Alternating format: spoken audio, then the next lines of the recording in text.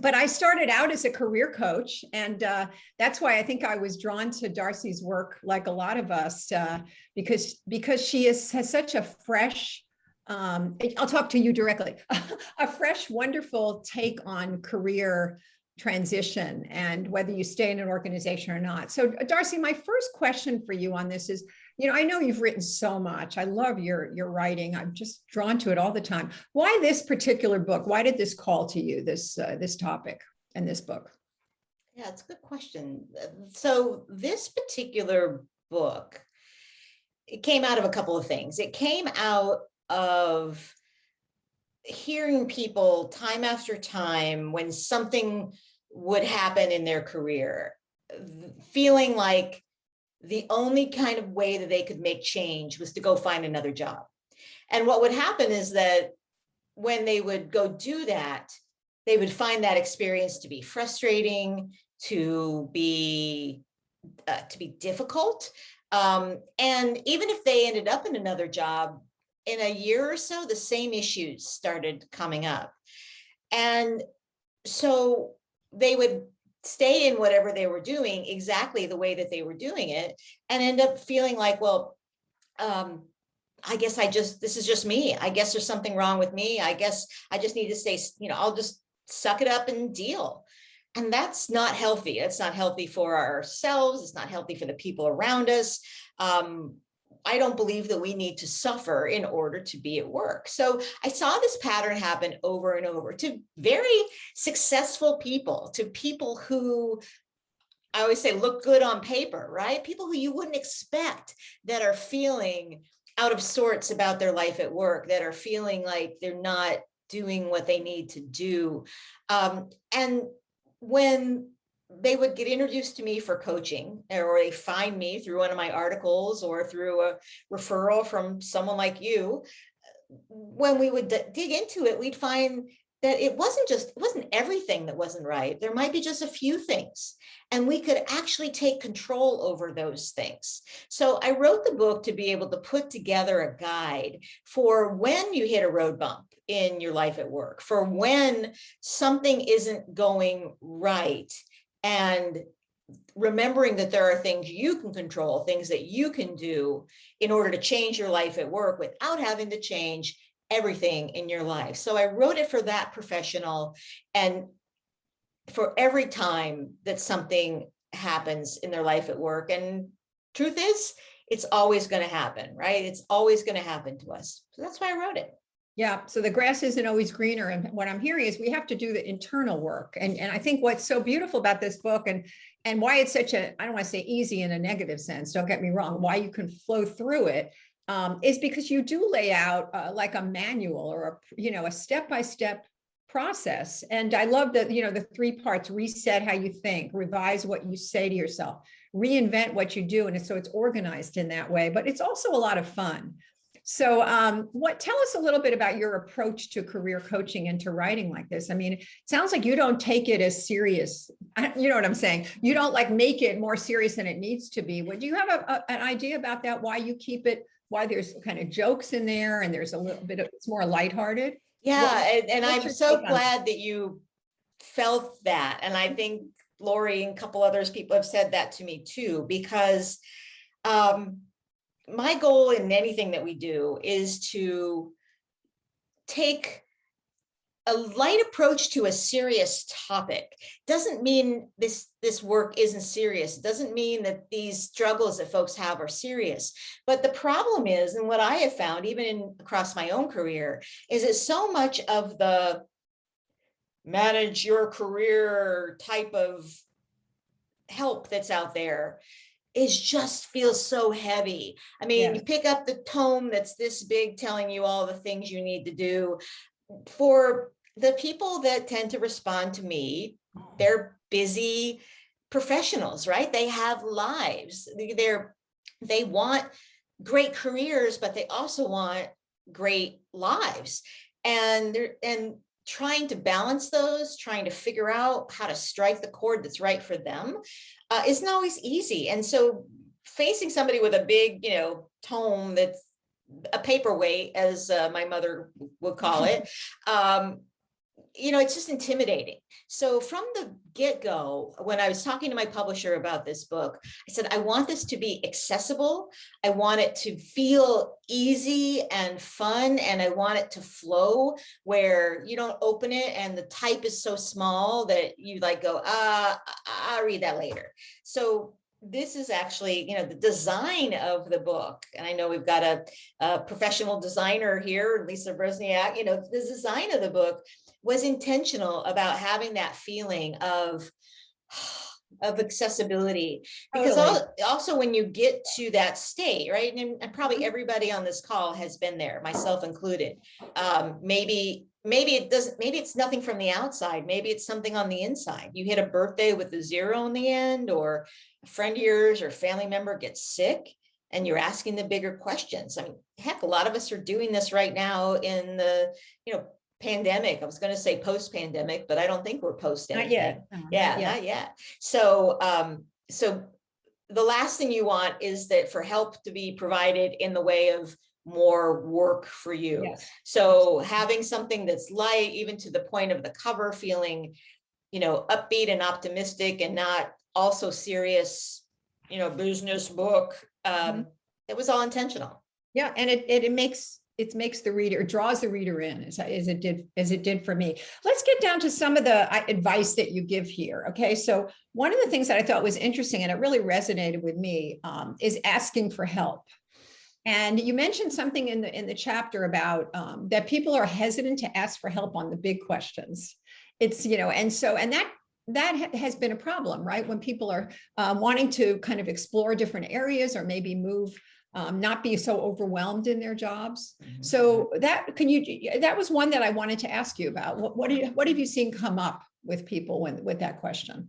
Yeah, I used to coach some leadership groups for a large Seattle-based software company that some of you may have.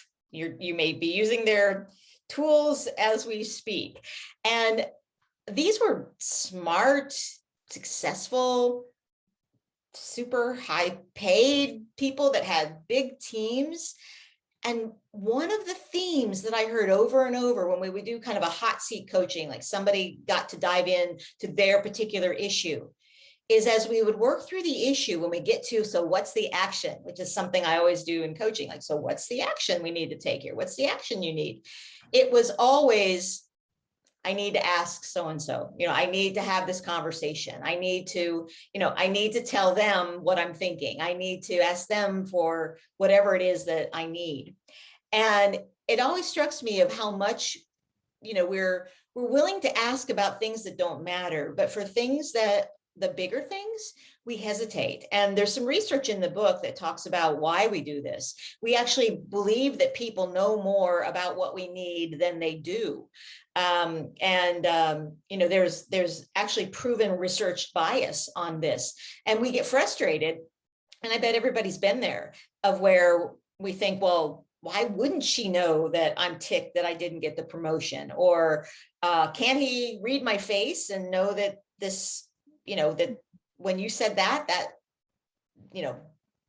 made me angry, or made me frustrated, or hurt me.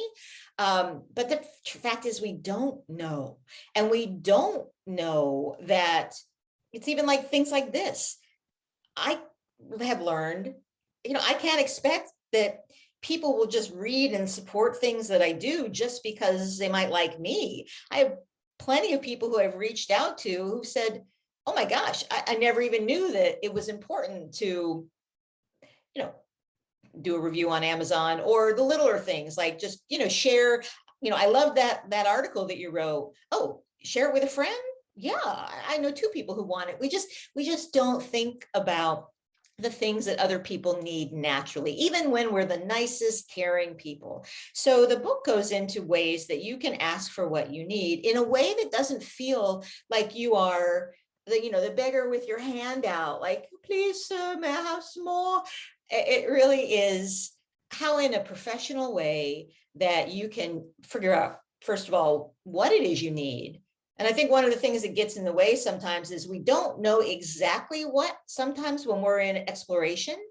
So we wait, we don't ask because we're not sure.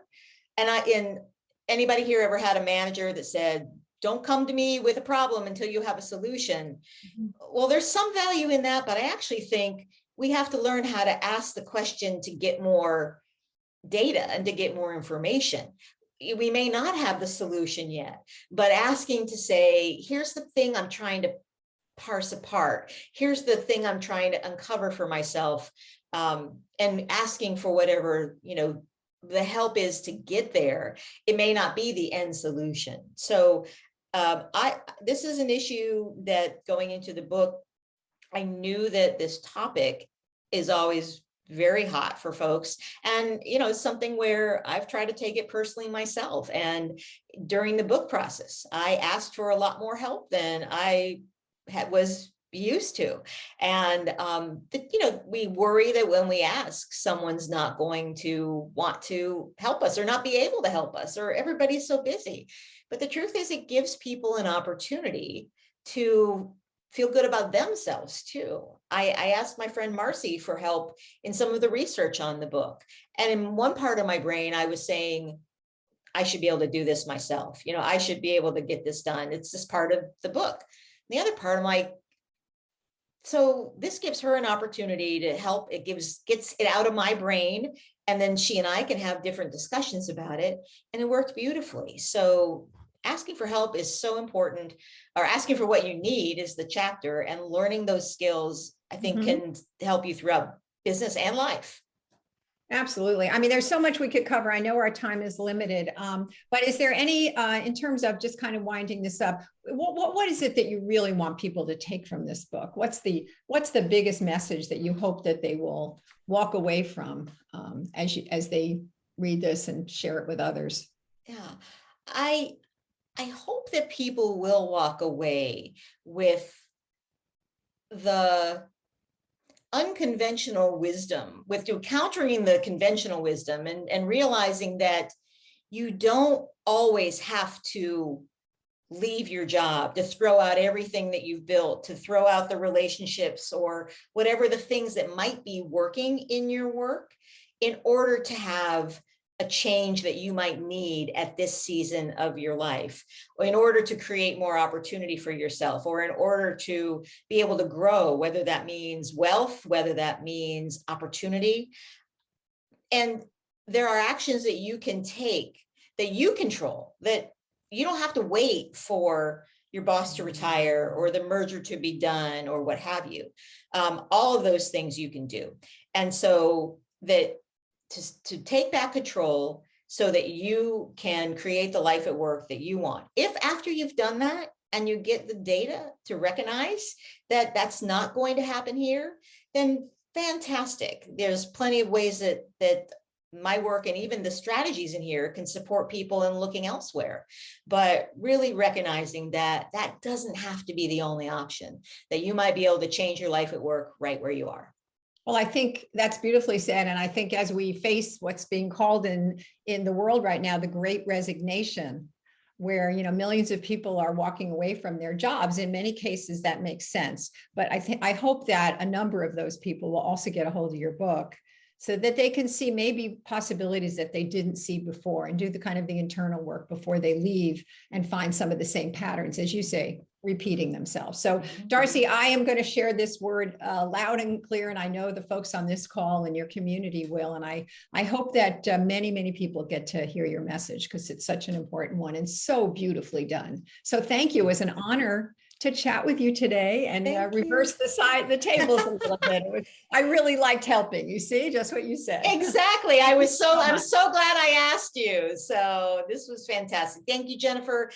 Really appreciate you being here and your support. And for everybody out there, if you are an introvert or have an introvert in your life, check out Jennifer Kahnweiler's books. The Introverted Leader was the classic, but there's ones about teams, the genius of opposites, as well as the introverted workplace. And I know you've been doing a lot of work on what do remote workplaces look like, and how do we respect all different kinds of people in the workplace, especially as we're being very focused on diversity and inclusion issues too. So thank you for being here and spending some time with us today.